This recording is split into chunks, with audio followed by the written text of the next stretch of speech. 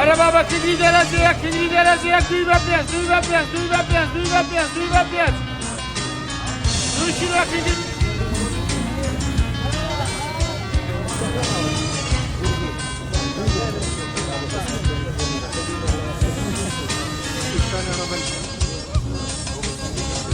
Yardım işe bana hoş geldin.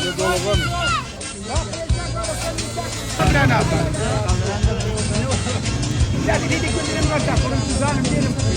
Zalim ne var yemeğini abi? Tavuk benim. Yani hayatımda faydalı.